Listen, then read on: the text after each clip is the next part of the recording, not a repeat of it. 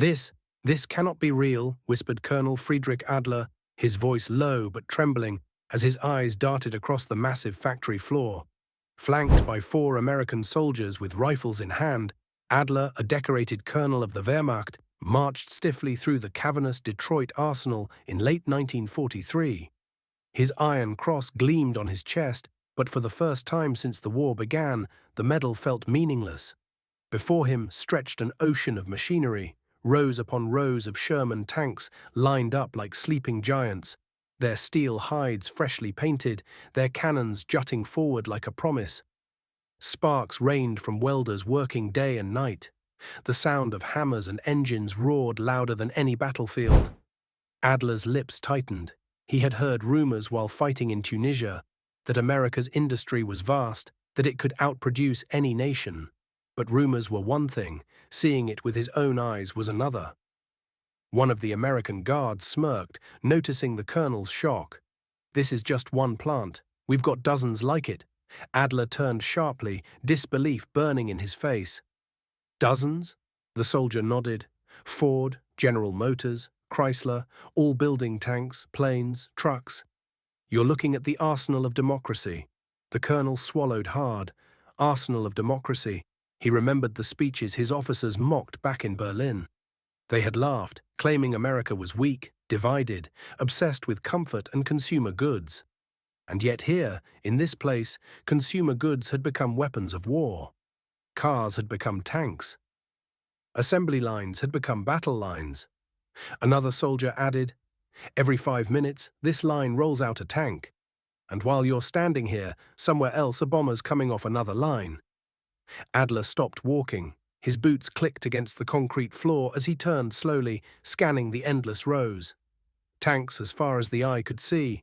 Each one meant another battle lost, another German regiment crushed.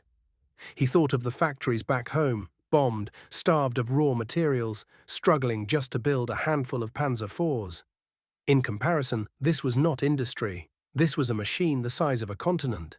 For the first time in years, Adler felt something he had not allowed himself to feel: dread. Later, he was seated at a small table near the edge of the factory, still under guard. An American officer approached and set down 2 mugs of coffee. "Colonel, do you understand now?" he asked.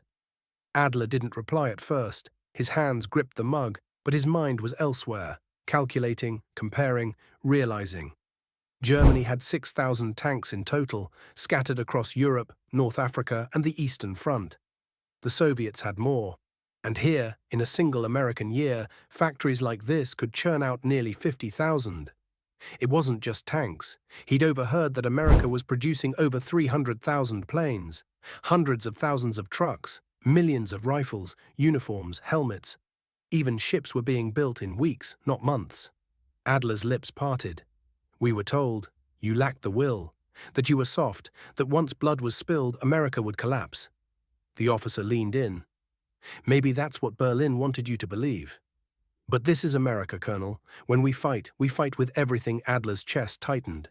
He remembered his men back in Tunisia, brave and disciplined, but hopelessly outnumbered, surrendering by the tens of thousands in 1943.